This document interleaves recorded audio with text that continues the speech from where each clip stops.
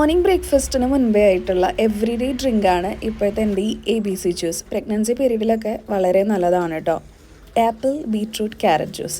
Then ബ്രേക്ക്ഫാസ്റ്റാണ്. ഇന്നിപ്പോൾ സ്പെഷ്യലായിട്ട് അപ്പവും സ്റ്റൂ കറിയാണ് കേട്ടോ.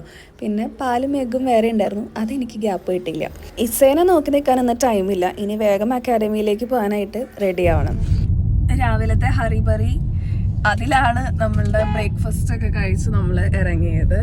നേരെ ഇൻസ്റ്റിറ്റ്യൂട്ടിലേക്കാണ്. അപ്പോൾ മോർണിംഗ് റൊട്ടീൻ എന്ന് പറഞ്ഞു കഴിഞ്ഞാൽ എഴുന്നേൽക്കുക, ആ ഫുഡൊക്കെ കഴിക്കുക, ബ്രേക്ക്ഫാസ്റ്റ് കഴിക്കുക, ഓടി പടഞ്ഞ് ഇൻസ്റ്റിറ്റ്യൂട്ടിലേക്ക് പോവുക.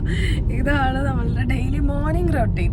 ഇനി കംപ്ലീറ്റ് ഒരു ഉച്ച വരെ കംപ്ലീറ്റ് ആയിട്ട് നമ്മൾ ഇൻസ്റ്റിറ്റ്യൂട്ടിലായിരിക്കും. അക്കാഡമിയിൽ തന്നെയാണ് എല്ലാ ട്രെയിനിങ്ങും കാര്യങ്ങളും ഒക്കെ ആയിട്ട് സ്റ്റുഡൻസ് ഒക്കെ ആയിട്ട് കുറച്ച് ബിസി ആയിട്ടുള്ള ടൈമിംഗ് ആണ് കേട്ടോ. അപ്പോൾ പിച്ചായ നാട്ടിലുള്ള കാരണം കൊണ്ട് മാത്രമാണ് എന്നെ ഇങ്ങനെ ഡ്രോപ്പ് ചെയ്യാനും അതേപോലെ ആൾ വെയിറ്റ് ചെയ്തിരിക്കുന്നതും ഒക്കെ ആളുള്ള കാരണം കൊണ്ടാട്ടോ. ഇനി പോയി കഴിഞ്ഞ് കഴിഞ്ഞാലാണ് ഞാൻ കഷ്ടപ്പെടാൻ പോകുന്നത്. ക്യാബിൻ ക്രൂ റിലേറ്റഡ് വീഡിയോസ് ഇടുമ്പോൾ കുറേ പേര് ചോദിക്കുന്നുണ്ടായിരുന്നു അക്കാഡമി എവിടെയാണെന്നുള്ളത്. നമ്മുടെ അങ്കമാലി റെയിൽവേ സ്റ്റേഷന് തൊട്ടടുത്തായിട്ട് തന്നെയാണ് നമ്മുടെ അക്കാഡമി. അപ്പോൾ ഏർലി മോർണിംഗ് അല്ല, നമ്മളൊരു 9 o'clock മുൻപേ ആയിട്ട് തന്നെ നമ്മളെത്തും. ഫസ്റ്റ് അവേഴ്സൊക്കെ നമ്മൾ ഹാൻഡിൽ ചെയ്യുന്ന കാരണം കൊണ്ട്. അപ്പോൾ ഇപ്പം നിലവിൽ എയർ ഹോസ്റ്റസ് ട്രെയിനിങ്ങും ഗ്രൗണ്ട് ക്രൂ ട്രെയിനിങ്ങും ആണ് നമ്മൾ കൊടുക്കുന്നത്. നിലവിൽ +2 ചെയ്തുകൊണ്ടിരിക്കുന്നവർക്കും അതുപോലെ ഡിഗ്രി കഴിഞ്ഞവർക്കുമായിട്ട് ജൂൺ ബാച്ചിലേക്കുള്ള അഡ്മിഷൻ നമ്മൾ ഓൾറെഡി സ്റ്റാർട്ട് ചെയ്തിട്ടുണ്ട്. അപ്പോൾ കോളേജിൽ ബിസി കാര്യങ്ങളെല്ലാം കഴിഞ്ഞിട്ട് നമ്മൾ വീടെത്തി തിരിച്ച്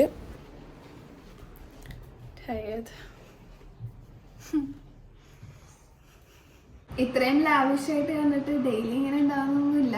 നോൺ വെജ് ഉള്ള സമയത്ത് എന്തെങ്കിലും ഒരു വെജിറ്റബിൾ കറി ഉണ്ടാവും, പിന്നെ ഒരു സാലഡ്, അതെനിക്ക് മസ്റ്റാണ്. പിന്നെ അച്ചാർ അങ്ങനെ അധികം കൂട്ടാൻ പാടില്ല എന്ന് പറയും, ബട്ട് സ്റ്റിൽ ഞാൻ ഇടയ്ക്ക് കുറച്ച് അച്ചാറും കൂട്ടും. പിന്നെ കേർഡ്, അതും എനിക്ക് മസ്റ്റാണ്. ഫുഡിങ് എല്ലാം കഴിഞ്ഞിട്ട് ഇരുന്ന് നമ്മളിങ്ങനെ ആലോചിക്കായിരുന്നു അടുത്തെന്താ പരിപാടിന്ന്. അപ്പോഴാണ് നമ്മൾ ഓർഡർ ചെയ്ത നമ്മുടെ ബെഡ്. ബേബിക്കും എനിക്കുമൊക്കെ ഉറങ്ങുന്ന ടൈമിൽ എന്താ പറയുക, കുറച്ചും കൂടിയും കംഫർട്ടബിൾ ആയിക്കോട്ടെ എന്ന് കരുതി നമ്മളിങ്ങനെ സെർച്ച് ചെയ്ത് നമ്മൾ ഫ്ലോ മാട്രസിൻ്റെ ബെഡ് ഫൈനലി കണ്ടുപിടിച്ചിട്ടുണ്ടായിരുന്നു. അപ്പം അത് ഇന്നൊന്ന് അൺബോക്സ് ചെയ്യണം. അതിപ്പോൾ ഫുഡിങ് കഴിഞ്ഞ് നല്ലൊരു ഉറക്കം കഴിഞ്ഞ് പിന്നെയാണ് ഇത് കഴിഞ്ഞിട്ട് ആക്കാം. സൈസ് ചെറുതൊന്നുമല്ല, അതിൻ്റെ പാക്കിങ്ങിൻ്റെ അങ്ങനെ തോന്നുന്നതാ.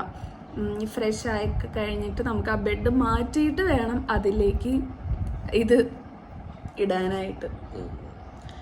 ഇപ്പം ചെയ്യണോ പയ്യെ ചെയ്യണോ?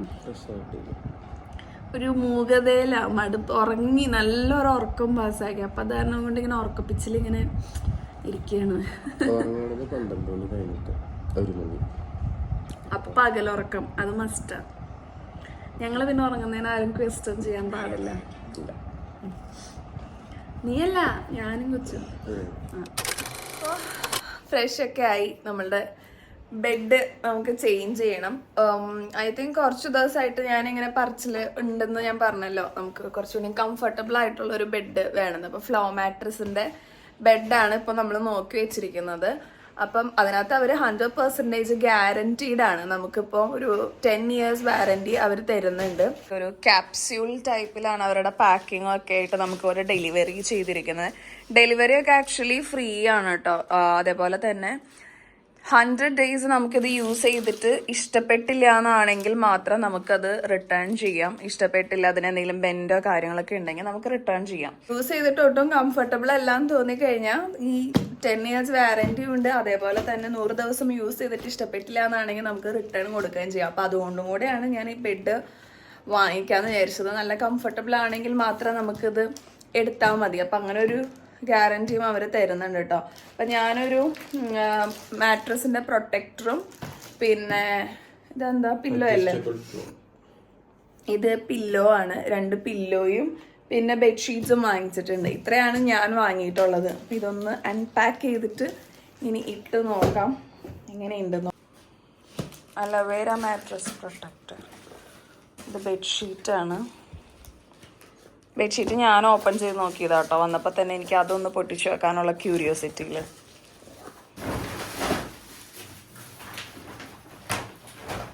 ഇത് മറ്റേ സിംഗിൾ ബെഡ് പോലെ ഉണ്ടല്ലോ പാക്കിംഗ് അല്ലേ?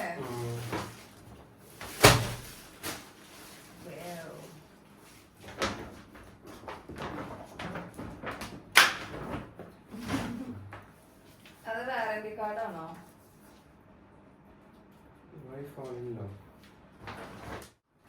Warranty card. 10 years വാറന്റി കാർഡാണ് ഇതിലുള്ളത് കേട്ടോ. Don't worry if it looks squeezed around the edge initially. 48 to 72 hours എടുക്കുന്നതാണ് ഇതിനകത്ത് കൊടുത്തിരിക്കുന്നത്. അത് ഒറിജിനൽ ഷേപ്പിലേക്ക് വരാനായിട്ട്.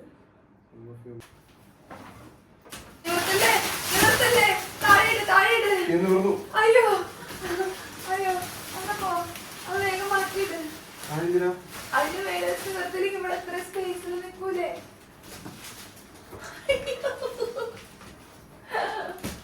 ഓരോ മണ്ടത്തരം കാണിച്ചു. അതാ അയ്യോ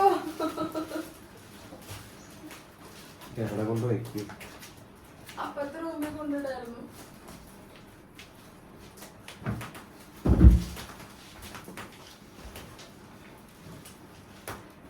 ബെഡിന് കൊണ്ടുപോകണമെങ്കിൽ നല്ല പാടാണ് കേട്ടോ. അപ്പുറത്തെ റൂമിലേക്ക് തൽക്കാലം ഒരു കാര്യം ചെയ്യും. ഇവിടെ ഞാൻ ആ സൈഡിൽ തന്നെ ചാരി വെക്കും. ഓരോരോ കഷ്ടപ്പാട്. ഞാൻ ഭയങ്കര ഡേഞ്ചർ സോണിലാണ് നിൽക്കണേ. ഇതെങ്ങാനും തെറിച്ച് തുറന്നാ നല്ല കേണം. ആ ഷീറ്റ് എടുത്ത് മാറ്റാദ്യം. മമ്മീനെ വിളിക്ക്. സോറി ഗൈസ്, ഇതൊന്ന് തിരിച്ച് കളിക്കണമെന്നുണ്ട് ഈ കഷ്ടപ്പാട്. പക്ഷെ ഞാനത് വിട്ടിട്ട് ഇവിടെ അവിടെ വെച്ചോ.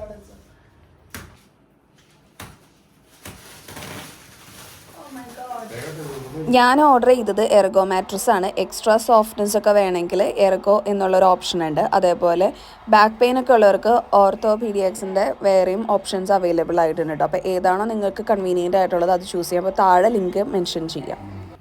അങ്ങനെ ആവില്ല, ഇത് സീറോ ഡിസ്റ്റർബൻസാ. അതായത് നീ അവിടെ നിന്ന് കുലിങ്ങാൻ എനിക്ക് ഇവിടെ ഡിസ്റ്റർബൻസ് ആവില്ല. ഞാൻ കുലിങ്ങാനോ ഉണ്ടോ? ഇല്ല. ആക്ച്വലി സീറോ ഡിസ്റ്റർബൻസ് ആയതുകൊണ്ട് എന്റെ ഇപ്പൊ ചില കുട്ടികളെ കളിക്കുമ്പോ നമ്മൾ ഇരുന്ന് ഈ ബെഡിലിട്ട് കുലുങ്ങില്ലേ, അങ്ങനെ ഈ ബെഡിൽ നമുക്ക് ഡിസ്റ്റർബൻസ് ഉണ്ടാവില്ല. അതൊരു നല്ല കാര്യമാണ്. നീ ചാടി തുള്ളി മറിയും എന്നാലും കുഴപ്പമില്ല. ഞാനല്ല ചാടിത്തുള്ളി പറയുന്നത്, നീയാണ് ഒറ്റ ചാട്ട ഇവിടെ അങ്ങോട്ടൊക്കെ ചാടുന്നത്. നേരത്തെ എന്റെ അടുത്തിരുന്നിട്ട് ചാടിയില്ലേ, അപ്പൊ ഈ ചാടുന്ന ടൈമിൽ തൊട്ടടുത്തിരിക്കുന്ന ആൾക്ക് ഡിസ്റ്റർബൻസ് ഉണ്ടാവില്ല എന്ന് പറഞ്ഞല്ലോ. അപ്പൊ അതിന് ഇവര് പറയുന്ന ഒരു എക്സ്പെരിമെന്റ് ഉണ്ടോ, അത് ചെയ്തൊന്ന് നോക്കാന്ന് വിചാരിച്ചിട്ടാണ്. വാട്ടർ അത്യാവശ്യം ഫില്ല് ചെയ്തിട്ട് ഒരു ഗ്ലാസ് വെച്ചിട്ട് തൊട്ടിപ്പുറത്തുനിന്ന് ചാടി നോക്കിയാൽ, സാധാരണ ബെഡിലൊക്കെ ആണെങ്കിൽ ആ ഒരു മൂവ്മെന്റ് കൊണ്ട് വെള്ളം സ്പില്ല് ആയി പോവാൻ ചാൻസസ് ഉണ്ടല്ലോ. പക്ഷെ ഇതങ്ങനെ പോവില്ല എന്നാണ് അവര് പറയുന്നത്. നമുക്കൊന്ന് ടെസ്റ്റ് ചെയ്ത് നോക്കാം.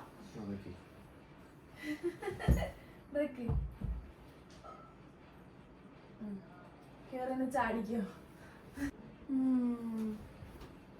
Okay, success.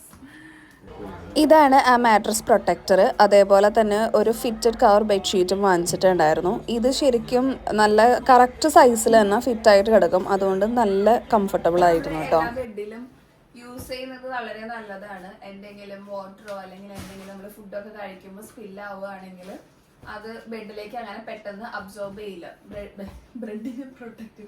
ബെഡിനെ നന്നായിട്ട് പ്രൊട്ടക്ട് ചെയ്യും. പ്രൊഡക്റ്റിൻ്റെ വെബ്സൈറ്റ് ലിങ്ക് ഞാൻ താഴെ ഡിസ്ക്രിപ്ഷൻ ബോക്സിൽ മെൻഷൻ ചെയ്യാം. ആർക്കെങ്കിലും വാങ്ങാൻ താല്പര്യം ഉണ്ടെങ്കിൽ ആമസോണിലും ഫ്ലിപ്കാർട്ടിലും ഒക്കെ അവൈലബിൾ ആണ് കേട്ടോ. നമ്മുടെ ബെഡിൻ്റെ സൈസ് ജസ്റ്റ് ഒന്ന് മെൻഷൻ ചെയ്ത് കൊടുത്താൽ മതി. അവരതനുസരിച്ചിട്ട് കസ്റ്റമൈസ് ചെയ്ത് നമുക്ക് മേക്ക് ചെയ്ത് തരും. ഇതെല്ലാം അലോവേറ ഇൻഫ്യൂസ്ഡ് ആണെന്നാ പറയുന്നത് കേട്ടോ. അപ്പൊ അതുകൊണ്ട് തന്നെ നമുക്ക് ഒട്ടും ചൂട് അധികം ഫീൽ ചെയ്യത്തില്ല. അതേപോലെ തന്നെ ഭയങ്കര സോഫ്റ്റ് ആയിട്ട് ഭയങ്കര കംഫർട്ടബിൾ ആക്കുന്നതാണ് കൊടുത്തിരിക്കുന്നത്. അപ്പൊ ഇതിന്റെ എക്സാക്ട് ഒരു പ്രോപ്പർ റിസൾട്ട് ഒരു 48 hours കഴിയുമ്പോഴത്തേനും അറിയാം. ഇപ്പൊ തന്നെ നമുക്ക് അതിലൊരു എന്താ പറയാ, ഒരു പറഞ്ഞ പ്രോമിസസിൽ ഒരു കാര്യം ഉറപ്പായി. ഇതാ ഇപ്പഴത്തേന്ന് ഞാൻ നേരത്തെ പറഞ്ഞ പോലെ തന്നെ എന്ത് ചെയ്താലും എനിക്ക് സീറോ ഡിസ്റ്റർബൻസ്. എനിക്ക് വലിയ കുഴപ്പമില്ല. ഇഷ്ടപ്പെട്ടു. ഇനിയാണ് ഞണ്ട് കറി ഉണ്ടാക്കാൻ പോവാം. മമ്മി അവിടെ സ്റ്റാർട്ട് ചെയ്തിട്ടുണ്ട് ഇന്നത്തെ പരിപാടിയിലേക്ക്. നമ്മുടെ വീട്ടിൽ തന്നെ വളർത്തുന്ന കപ്പയാണ്. അതാണ് ഈ രാത്രിക്ക് രാത്രി തന്നെ പറിച്ച് നമ്മൾ ശരിയാക്കാൻ പോകുന്നത്. അപ്പം ഞണ്ടിൻ്റെ കൂടെ നല്ല ബെസ്റ്റ് കോമ്പിനേഷൻ ആണെന്ന് പറഞ്ഞിട്ടാണ് കേട്ടോ ഇപ്പം ഈ ഒരു കാര്യത്തിലേക്ക് തല വെച്ചേക്കുന്നത്. ചുറ്റും ഇങ്ങനെ ഒന്ന് ഇതാക്കിയിട്ടേ എന്നിട്ട് പയ്യനെ ഒന്ന് വലിച്ചാൽ മതി. ഓരോ ഇത് വലിച്ചേക്ക്.